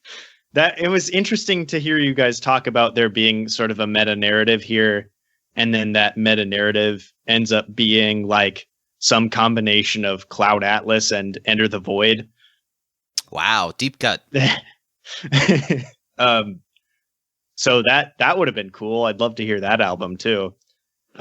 This song, I think, is like the chorus is great, the drums are great, but the solos on this song, they're like very impressive, but they don't really stick with me. Like his guitar sound is really cool, but the solo itself doesn't feel that interesting other than being pretty technical. But I don't have a ton more about this song. What kind of an impression did this give you? So you'd only really heard Jailbreak and Boys Are Back in Town, and then later you discovered you remembered Bad Reputation. But like, what did this make you feel like the kind of album you were getting into? What kind of like first impression did this set for you? Because this is your first Lizzy album. Yeah.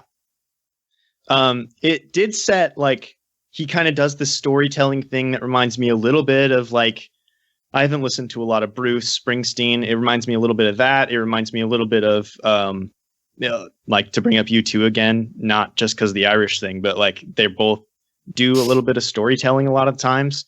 So those two things kind of stuck out. But then there's like, these guys can fucking rip. So that was cool. And I was very excited. And then when like the 1-2 punch of this and Rocky, I think set me up for an album that ended up being very different. But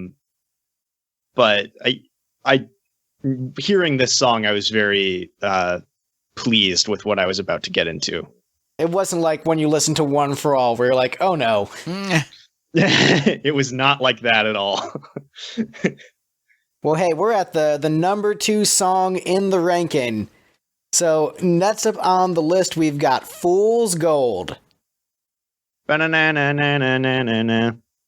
So happy. All right, I forgot I got the top 3 exactly right. Yeah, you did. So happy St. Patrick's Day, because there's nothing more Irish than Phil Lynott talking about the potato famine at the start of a song. It's aggressively Irish. It is so Irish. And then the next track was Johnny the Fox meets Jimmy the Weed. But guys, I'm black too. Just to make sure. But yeah, that is so... He's just dealing potatoes in the bad part of Dublin. Fool's Gold. It's almost like if you had a computer algorithm write a Thin Lizzy song, this is what it would come up with. We're just like, we're going to have some ringing out power chords. We're going to have some guitar harmonies. We're going to have some lyrics vaguely about the American West, but also we need to make it super Irish. I just sub something Irish at the beginning of the song. And then we're going to rip off a Pat Benatar riff. Yeah, wow. What Pat Benatar song are you saying it's ripping off? Hit Me With Your Best Shot. Isn't that after this? Yes, Greg, that's the joke. Oh, got it. I actually do have like meaningful insight on this song. And that so Phil wrote most of this album in a hospital bed after his first North American tour got, cut short by him contracting hepatitis, right? And so he writes this song, which is all about people going to America to seek their fortunes and how, may or may not always work out for them while he's back in, presumably Ireland. I'm not exactly sure where. The UK, I believe. Back at somewhere in the UK, recovering from his failed attempts to go to America to pursue his fortune. Like there's probably one of the deepest songs on the album for that. Yeah, it's sort of weird where in some ways it feels like it's very sincere, but in other ways it feels almost a little bit like autopilot in the writing of like the chord structure, where it's been done on so many other Lizzy songs. I think ultimately better on a lot of the other Lizzy songs that follow the same sort of structure, but great lyrics, great leads, and even if it is prototypical Lizzy, it is prototypical Lizzy in their prime. And even if it's kind of tired Thin Lizzy in their prime, it's still Thin Lizzy in their prime doing all the Lizzyisms that you love. This might be my favorite solo on the record. I believe this is a Scott Gorham solo because it seems to be more melodically structured and less about wagging your dick around, which there's room for both, but I tend to prefer the more melodic solos, and that you really get that from this track. But yeah, it's really cool lyrics. And, maybe Johnny was, going to America after the potato famine in one of his many lives. So... there's 3 of them listed in this song. Maybe what this is, it's like JoJo's Bizarre Adventure, where JoJo isn't one character, but an entire line of characters named JoJo. So maybe there's Johnny, his son, Johnny the Second, Johnny the Third. So maybe this is Johnny's Bizarre Adventure. I think half of the JoJos are named Johnny, aren't they? Yes. So maybe this is just JoJo's Bizarre Adventure. So this is just a JoJo's Bizarre Adventure fanfic. Right. JoJo did it better. It's fair. Victor, what did you think of Fool's Gold? I really love the chorus of this and can kind of take or leave the rest of it. But I love kind of the uneven harmonies and the riff during the chorus, but I don't really remember anything else that happens in the song aside from the opening voiceover done by a pirate character. Yar! How did you feel the first time you heard that? Were you expecting something that Irish?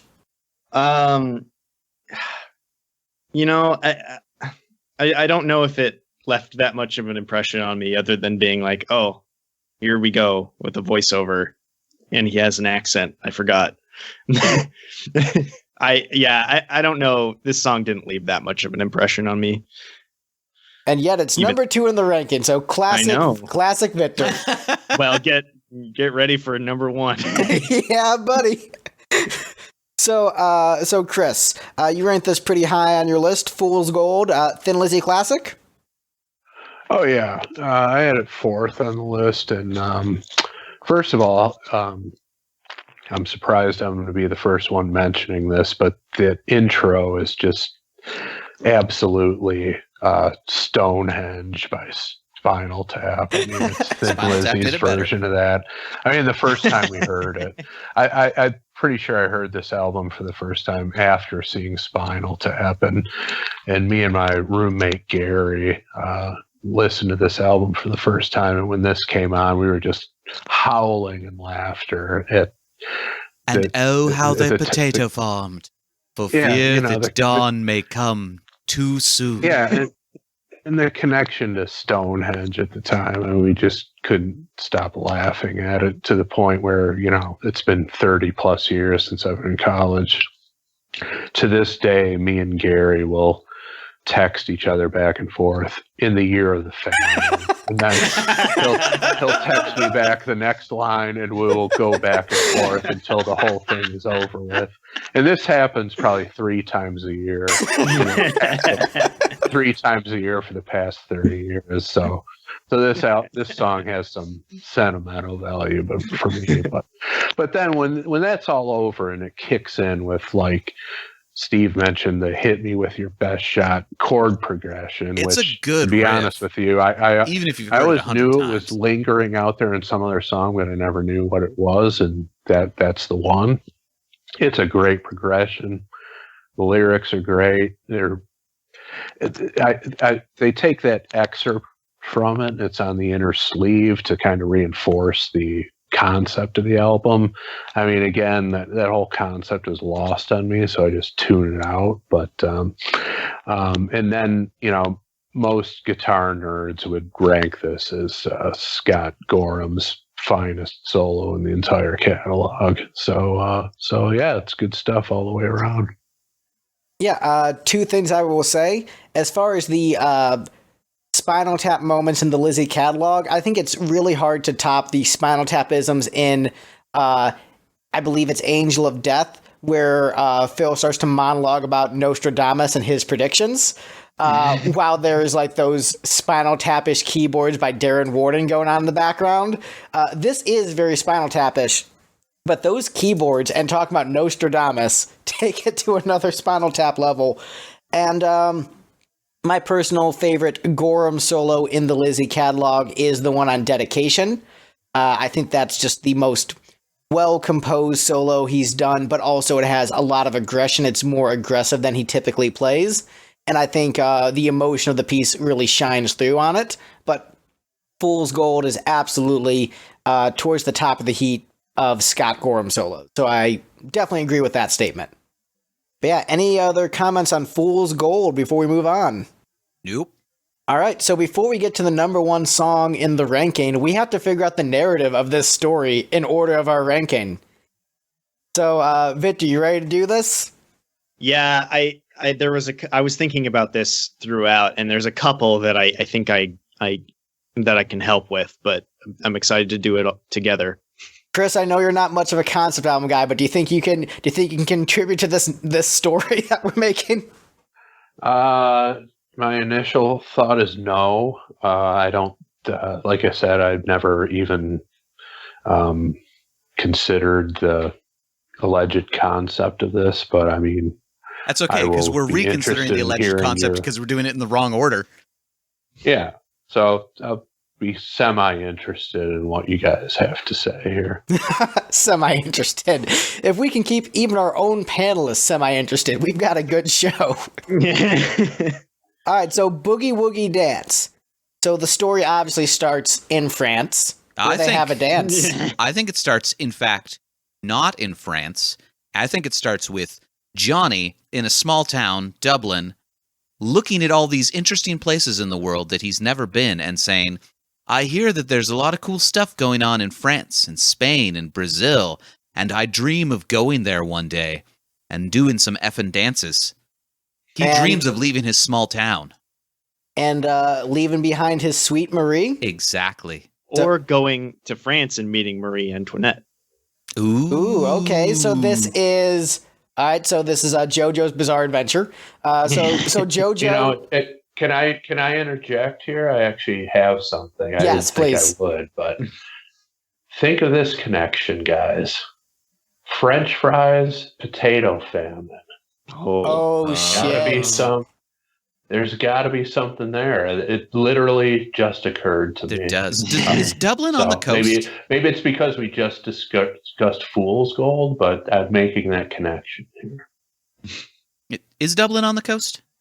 I don't believe it is, but I'm not certain. I thought it was more inland, but I don't know. Maybe he's somewhere in rural Ireland, like along the coast, where he can leave Sweet Marie with the seashells staring plaintively into the sea as he sails away to seek his fortune where there are maybe more potatoes. All right, so I think I got it. So he's seeking to go to France to learn how to cook some French fries, unaware that the potato famine is coming later on. Ooh. So it's very, very, very bittersweet. But we'll get to that later. So he goes to France, meets Sweet Marie, but then decides it doesn't work out with Sweet Marie, so he goes to America and just drinks alone because he's sad. Yeah, everything's falling apart. So he left Sweet Marie on the coast of France to try his fortune again in America. And he's just he's reflecting on his old flame, Sweet Marie. And that's when he falls in with Jimmy the Weed. Let me interject again something that's occurring to me. Mm-hmm. Remember when I made the analogy between Aaron Lewis and the fry cook? All right, so he's in America, meets Jimmy the Weed, trying to get some of those sweet, sweet potatoes because he misses them so much. Right. Trying to buy potatoes in the bad part of town. Right, trying to buy potatoes in the bad part of town. And speaking of people he meets in the bad part of town, he goes to a show that Rocky puts on. Cocky Rocky, the rock and roll star. And then... Oh, God. Then things go a little bit awry. I mean, they've already gone pretty awry in that he misses his true love in France, and there are no potatoes, and he's broken drunk. Yeah, so in the middle of the rock show, they get invaded and attacked. 600 people are killed like sleeping buffalo at a show. It's very tragic. This got real dark. Yeah, real dark. And then Johnny, desperate to get those potatoes, goes robs a store, gets shot and killed. And as he dies. Dying in the gutter, along with several other people who came to America and chased dreams that went poorly. He reflects on the potato famine and how he went to America in search of fool's gold. Some other people he met on his journey, the old prospector. Yeah, he reflects upon that. Broken Joe and Rocky. And the vulture dude. He reflects upon that one time he rescued a girl from a circus. He rescued her, and she was also performing at the show with Rocky. She was like one of those burlesque dancers that are at the cock rock shows. And during the massacre, he saved her from the villainous vultures that were committing the massacre. Exactly. And he then, as in his last moments of life, he reflects upon the words he has said to the different women in his life. Hold on. As he reflects in his last moments of life on what happened with this entire story, he says, "Don't believe a word." Fucking unreliable narrators. Such bullshit. Johnny was a liar the whole time. Johnny just made this all up to impress some girl in France.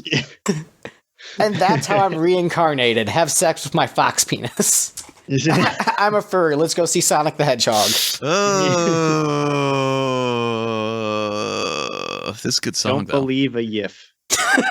That's pretty. I gotta say that's a pretty brilliant analysis of that whole thing. It makes sense. We ended up with a better, more concise plot than the actual album had. I think that's happened almost every time we've done this on this show. It's true. It's almost as if every album that we do an episode on that is quote unquote a rock opera was kind of incoherent and thrown together in a way that did not reinforce the narrative. We need to do your favorite album, The Wall. The Wall episode is going to be very long, just so we can be wrong for once. Yeah. I was an asshole for the first time today, and then later on we can be wrong. Right. But yeah, don't believe a word. Standout cut from the album, standout cut in the catalog. I would say this is Brian Robertson's single greatest contribution to the band is this song, and that the original that Phil wrote was like an acoustic 12-bar blues song. And lyrically, it was an excellent, excellent piece. But what makes this song shine is that the balance of the brilliant poetic lyricism and the vulnerability of the lyric with just the bitchin' hard rock menacing guitars, and those two playing against each other is something unique that you didn't really see in rock music in the 70s. Made it very unique and was sort of encompassing everything that is great about Lizzy in one song.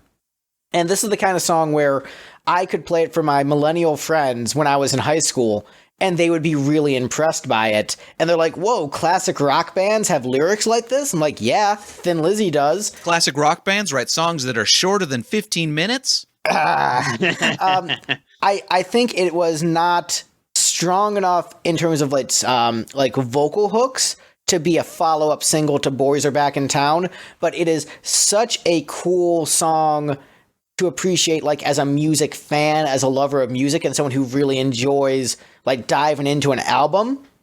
Like, I do think this is the strongest song on the album. I do think this is one of the strongest songs in the Lizzy catalog, and if you actually are actively listening to it, it's an amazing, perfect song, but I can see why it's not the earworm, like, radio single. But it's so good on every level. The lyrics, like, every line is perfection. Phenomenal guitar solo. It's short, it's concise, it's punchy, and just, once again, like Brian Robertson telling Phil, your arrangement is shite, let's rock it up, is, I think, the single best thing he brought to the band, because it just makes the song so much better, makes the song an absolute masterpiece. And so I love this piece, and I love everything about it. I think it is a tight, punchy song. It does clock in at under 2.5 minutes, but I think that works for it. That's all this song needs to be. They didn't need to drag it out.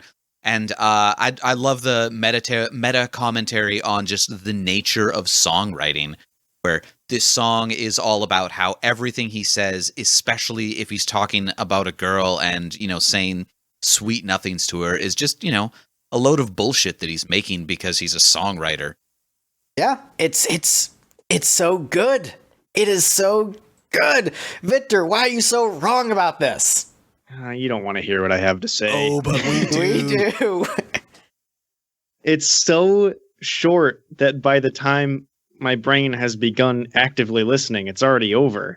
I don't say this often. I would actually like for this song to be longer. You wanted the song to be done by Jim Steinman. I did. That's exactly what I wanted. I do like the meta element. But again, I'm so lyrics deaf. I pretty much get the chorus, like, or the name of the song, and like an occasional gerund here or there. And so I don't really know the words that well. And I believe you that it's about that. And that's a very cool thing to write a song about, especially in 76. But I mean, you probably shouldn't believe us when we tell you the words to this song aren't true. Oh, shit. Oh, there's a lot of layers here. But I think you're bringing up a great point. Or should you not believe me when I tell you not to believe me? Sorry, Greg, go ahead. No, the great point that Victor is bringing up is that if you're someone who really pays attention to lyrics, this is a phenomenal song. But if you are lyrics deaf, this song is just kind of like an, middle of the road song on the album, or low mids in Victor's case. And I think that's why it didn't succeed as a single, because the general music populace, no offense, Victor, is stupid and doesn't pay attention to lyrics. Totally. I don't think you're stupid, because it's a lot of, you're a musician. You know a lot of the intricacies of the chord changes and structure, and you pay attention to things. But I think this is the example of like why it didn't work as a mainstream pop single, around the same time of like, songs like Precious and Few and stuff like that. It's not those big Barry Manilow hooks. But sure. But if you're if you're listening to the lyrics, like, this is poetry. Def Leppard covered this song in 2006. Yeah, they did, and it was fine. Wow, the cover of the album that they did it for looks like a School of Rock, Disney's High School Musical. Yeah, that album was remarkably fine. I mean, imagine a Def Leppard album in 2006 being underwhelming. What? I mean, it was... How could that happen? It was good. It just... look, you'd think covering Thin Lizzy and T-Rex on the same album would make me more excited, but... You'd think it would, yes. Chris, are you surprised at all that this was what won the ranking? No, because, I mean, it's the cornerstone song on the album. I had it fourth, mainly because it's one of those where I prefer the live version. And if you thought the studio version was short, the live version clocks in at, I think, like 2 minutes and 10 seconds, something like that. And it's even better that way. And the solo is even more incendiary on the live version. So that's the main reason why I had it bumped down a little bit. But I mean, I agree that it's lyrically probably at or near the top of Phil's list of lyrical achievement. And yeah, the Def Leppard version. I have that album. I like it. I have the same reaction to it as Greg, but it just doesn't have anywhere near the fire of even the studio version, much less the live version. I would say the Blondie cover is the best tune on that Def Leppard album, but I digress. Yeah, it's all it's a a covers great album, song. isn't it? Yeah, it's their spaghetti incident, basically.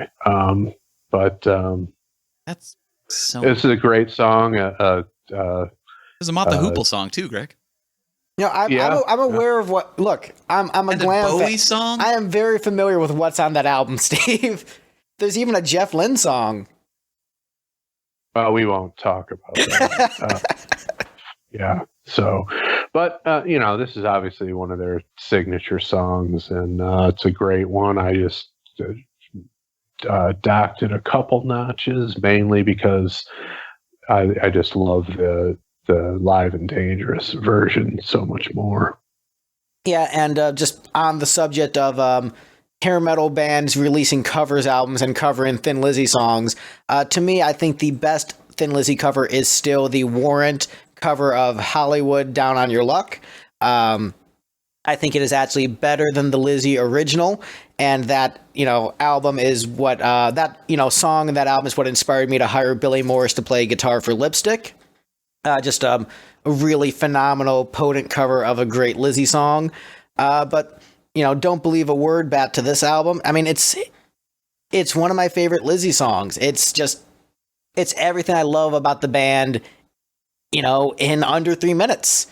And it's one of those songs that will impress, the sensitive millennial types.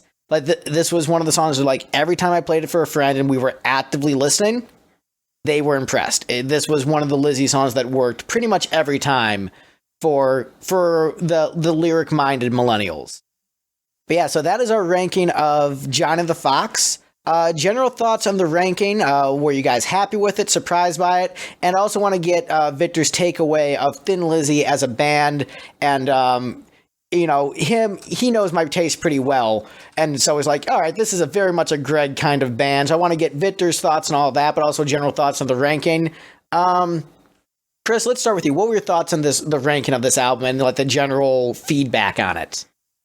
Like I said, all the songs are strong in my opinion. They could pretty much go in any order. I didn't really disagree with anybody's take today. I think it kind of ended up how I would have expected it. And I expected Don't Believe a Word to be toward the top and or at the top, because it's clearly was the cornerstone song in this album. So pretty much went as I expected. So no surprises here. Thanks for including me on this. Like I said, it's favorite Thin Lizzy album of all time. Greatest guitar solo of all time is on it. So I was happy to get the invitation. And I enjoyed Victor's takes on most of the stuff. So it was a refreshing bonus for me. All right, so Victor, your general takeaway from this whole experience. Well, as usual, I listened to the album 4, 5, 6 times and put together a very delicately balanced, kind of perfect version of the order that the songs should go in terms of their quality. And then You Animals get your fucking mitts on it and rip it to shreds.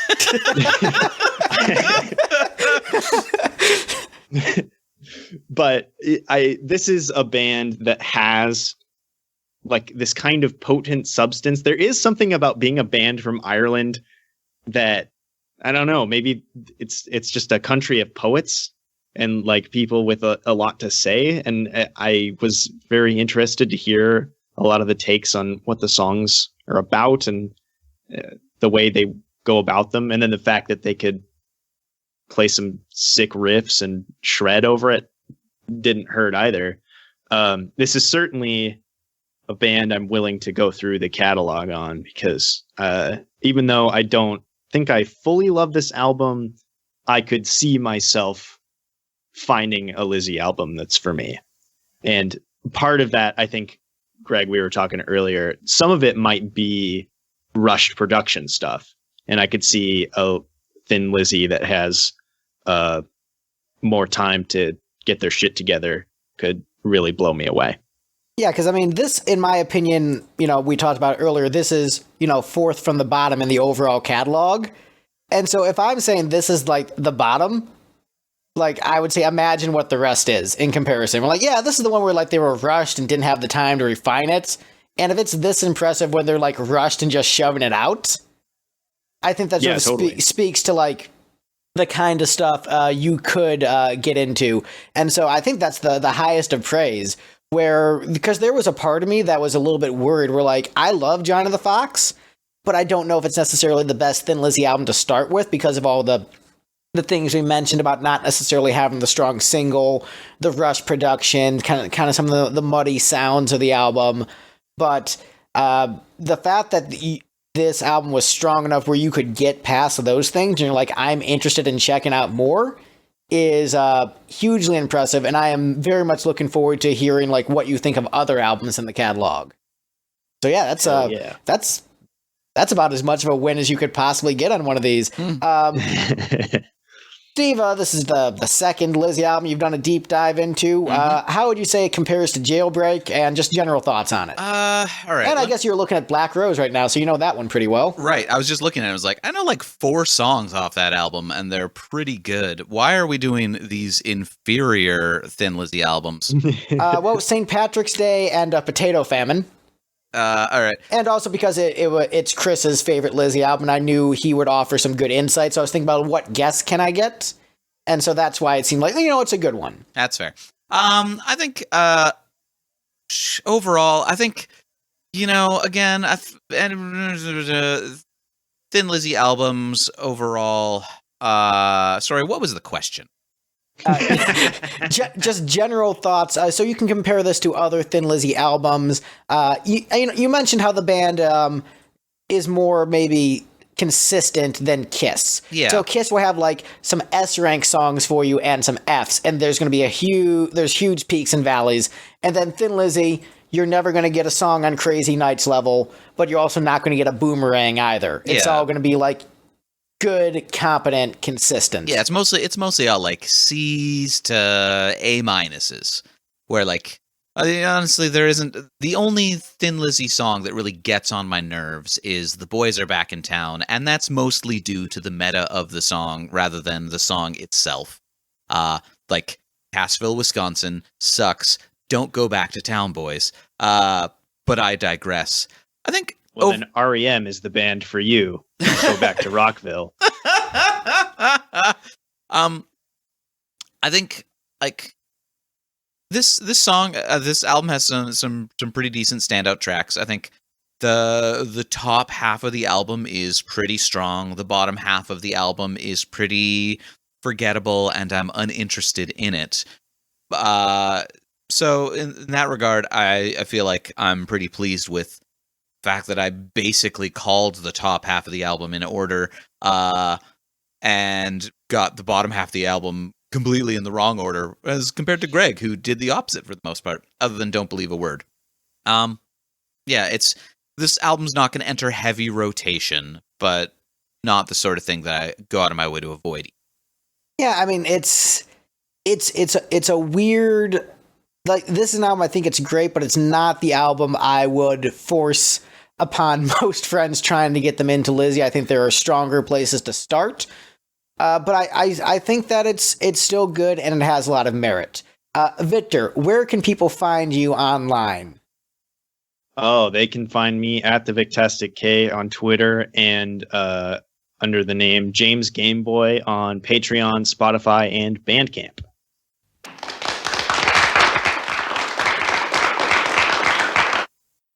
Where can we find you online, Chris? We're at podofthunder.com on all the social media outlets. New episodes every Monday, except when Nick is sick, which seems to happen rather often. Trying to get him on a probiotic regimen, but so far haven't had any luck. Yogurt. He does. He does. He does. So yeah, we're next month will be 7 years that we've been at it. So still plugging along. So if you haven't checked us out before, give it a listen. And there you go. And Steve, where can people find us online? They can find us at lipstickgeneration.com and Lipstick Generation or Mr. Cool Rock and Roll on most social media platforms. All right, well, that's our episode. Bye, Internet. Bye. Thanks for listening to the Lipstick Panel, hosted by Lipstick Generation. Lipstick Generation's music can be found on all major streaming platforms and at lipstickgeneration.com. If you're listening to the podcast on YouTube, be sure to like, comment, and subscribe. Let us know your ranking of the subject in the comments down below. Feel free to leave us an episode suggestion also.